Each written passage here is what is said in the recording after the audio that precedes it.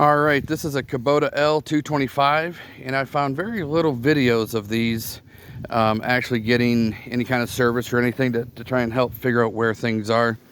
So today I'm going to change the transmission fluid. So there's a few key points here that we just need to understand.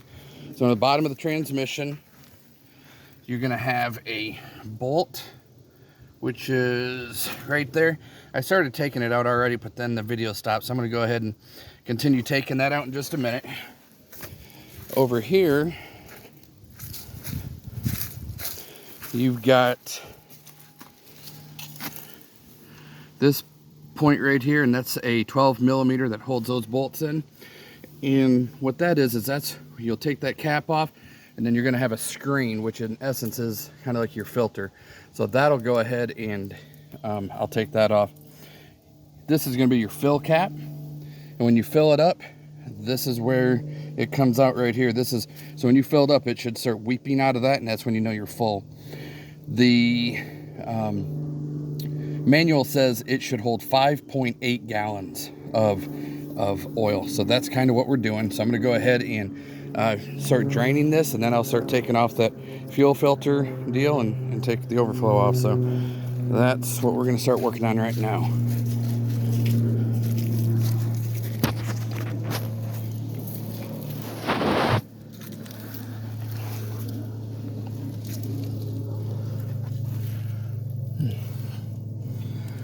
You have the ratchet.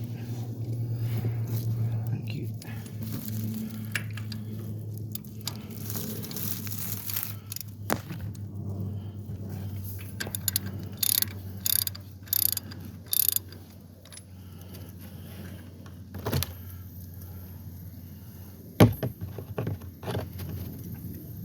Doesn't look that bad, but we're gonna get it taken care of. I think the filter is what's plugged on this. So I just want to go make sure everything is nice and clean. We just got this tractor not that long ago, so I just want to make sure the fluids are good.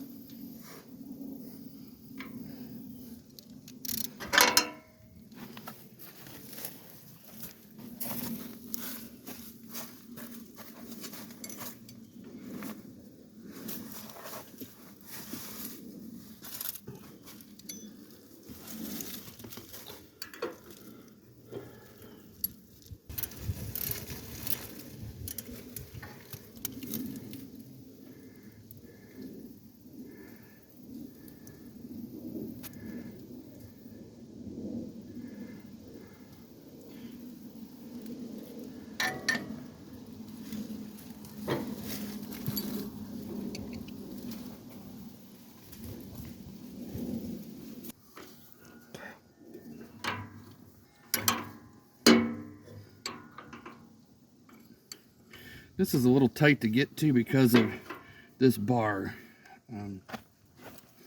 So we're just gonna do a little bit at a time here.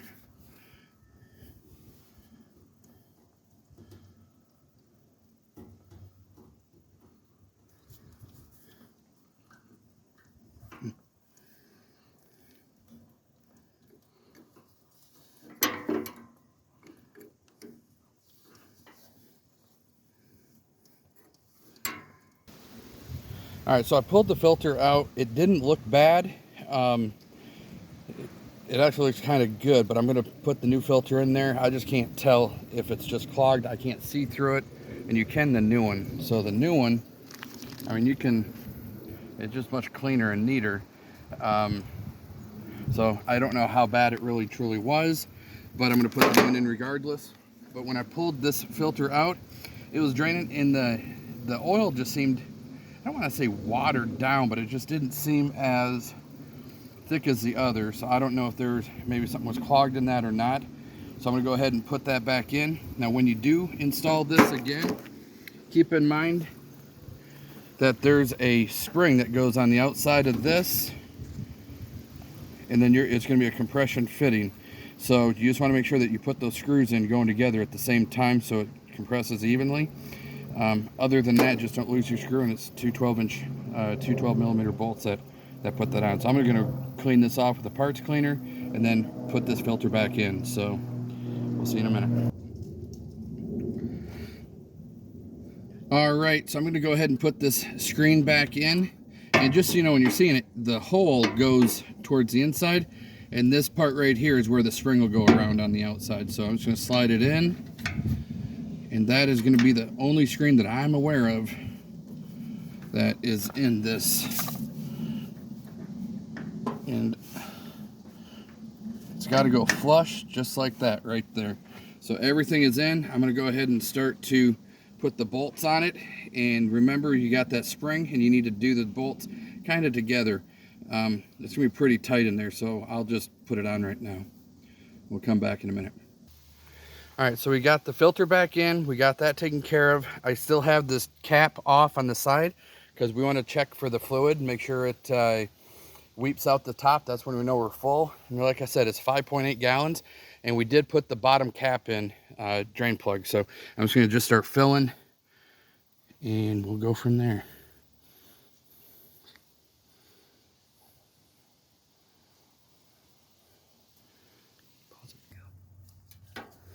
All right, so right there is the weep hole, and it's starting to come out. You can see it dripping. I'll put a little bit more in just so you can see it come out. But it's pushing out, so I'm going to go ahead and let everything just level out, and then I'm going to put the drain or the fill cap line back in, and I'll put our fill cap back on, and then we're done. So that's what it takes to change the transmission fluid in a Kubota L225. And if any of you guys else have a L225 and you do repairs, make a video, and that way we can find it, and we can all kind of help each other on that. So anyways, hope you all have a great afternoon.